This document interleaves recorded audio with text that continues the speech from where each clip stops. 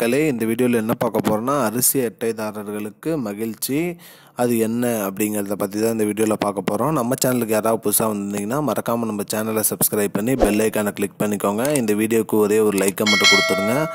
வாங்க வீடியோக்குள்ளே போகலாம். பொதுவாக நம்ம நாட்டில் பார்த்திங்கன்னா ஏழை எளிய மக்களின் வாழ்வாதாரத்தை மேம்படுத்த கொண்டு வரப்பட்ட திட்டம்தான் பொது விநியோக திட்டம்.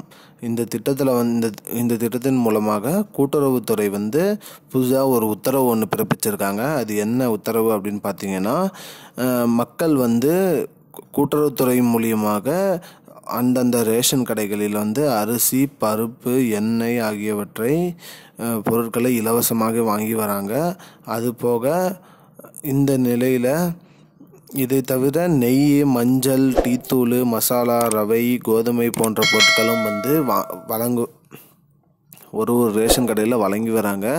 அந்த மாதிரி ரேஷன் கடையில் வழங்குகிற பொருட்களில் பார்த்திங்கன்னா அனைத்துலேயுமே வெளி நிறுவனங்களிடமிருந்து பெற்று விற்கப்பட்டு வருகிறது.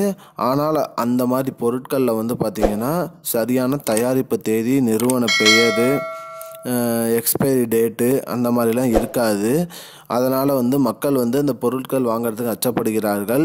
ரெண்டும் அந்த பொருட்களோட சுவை சேஞ்சாக இருக்கிறதுனால வாங்க மறுக்கிறாங்க.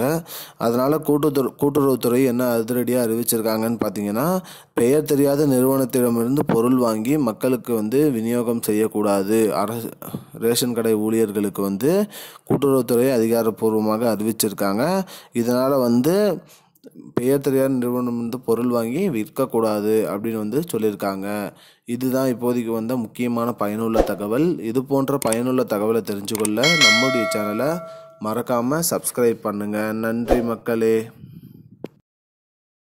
I don't understand your jokes, man.